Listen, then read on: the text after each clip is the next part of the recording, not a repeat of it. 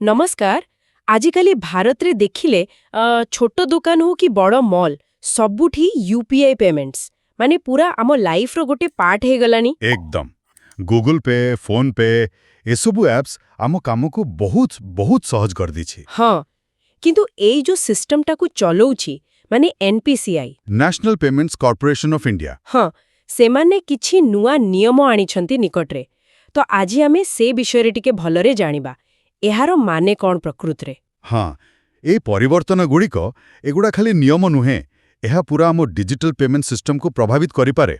आउ सबुठु बेसी जोटा चर्चारे अछि सेटा हैला थर्ड पार्टी एप्स पाई ट्रांजैक्शन लिमिट। ठीक, माने गूगल पे कि फोन पे भली एप्स एबे मोट यूपीआई ट्रांजैक्शन रो केवल 30% ही हैंडल करि पारिबे। हाँ सेया शुणिबाकू साधारण लागुछि, किंतु एहार प्रभाव तो बहुत बड़ हेई पारे जदि एटा 2025 रो पूरा कड़ाकड़ी लागू हैला। ताहले ए बड़ कंपनी मानकू निजर ग्रोथ को कंट्रोल करबाकू पड़िबो।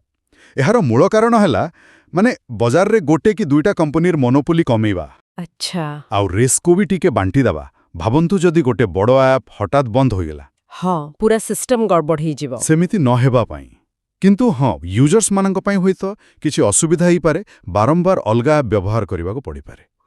आउ गोटे बड़ चेंज शुणिली केवाईसी को नेकी कौन 2000 रु अधिका पेमेंट पाई एबे केवाईसी देबाकू पड़िबो। देखंतु एहार मूल लक्ष्य होउछि फ्रॉड कमेवा आउ बड़ ट्रांजैक्शन गुड़ाकू ट्रैक करबा। हाँ, सेटा तो जरूरी। हाँ, सबु ट्रांजैक्शन पाई यह बाध्यतामूलक नुहे, किंतु एप्स चाहिए एही लिमिट रु अधिका पेमेंट पाई केवाईसी मागी पारिबे। अच्छा। एहा द्वारा बेनामी कारोबार कमी जिवो, किंतु हाँ किछि यूजर को पाई गोटे एक्स्ट्रा स्टेप हे जिवो। बुझली।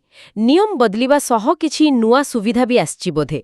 क्रेडिट लाइन वॉलेट यूपीआई ए सब कोन? बिल्कुल, क्रेडिट लाइन यूपीआई एटा गोटे बहुत भला जिंस। हाँ, एथिरे कोन हेबा ना, आपनकू बैंक रु गोटे प्रकार प्री अप्रूव्ड क्रेडिट मिलेबो। माने आपनको अकाउंट रे पैसा नथिले भी आपन यूपीआई पेमेंट करि पारिबे। ओहो। परे ताकू ईएमआई भड़िया सुझिबे। किंतु हाँ, एटा समस्तनको पाई नुहे। बैंक रो अप्रूवल दरकार, भलो क्रेडिट स्कोर दरकार। अच्छा, आ वॉलेट यूपीआई? सेटा हैला आपण निजरा पेटीएम कि मोबिक्विक वॉलेट रे थवा पैसा रु सीधा यूपीआई पेमेंट करि पारिबे। आउ गोटे ऑप्शन। बुझिली। किंतु ए सब भितरे सबुठु बड़ प्रश्न जहा समस्तंकु मनरे होची यूपीआई पेमेंट पाई कोन एबे पैसा कटिबो। सोशल मीडिया रे तो बहुत चर्चा। ए विषय पूरा स्पष्ट हेबा दरकार। देखंतु वर्तमान पाई P2P माने पर्सन टू पर्सन जहाँ भी आमे पठौचे, हाँ, सांग को पठेबा बा घर को। हाँ से सब ट्रांजैक्शन पूरा मागणा, एथिरे कोनोसी चार्ज लागुनी। एनपीसीआई भी जे कथा कहिछि। आश्वस्ति मिलिला। हाँ, किंतु भविष्यत रे हुए तो वॉलेट व्यवहार करी किंबा दोकानी को माने मर्चेंट पेमेंट कला बेले किछि नॉमिनल इंटरचेंज फी लागिबार संभावना अछि। ओहो, मर्चेंट पेमेंट पाई? हाँ, किछि निर्दिष्ट क्षेत्र रे, किंतु साधारण P2P पाई एबे किछि चिंता नाही। ठीक अछि। शेषरे आउ गोटे गुरुत्वपूर्ण कथा, डाटा सुरक्षा। एबे कौन सबु यूपीआई एप्स को यूजर मानकर डाटा केवल भारत रे ही रखिबाकू पड़िबो? हाँ, एटा बहुत जरूरी नियम। डेटा लोकलाइजेशन कहउजंती याको।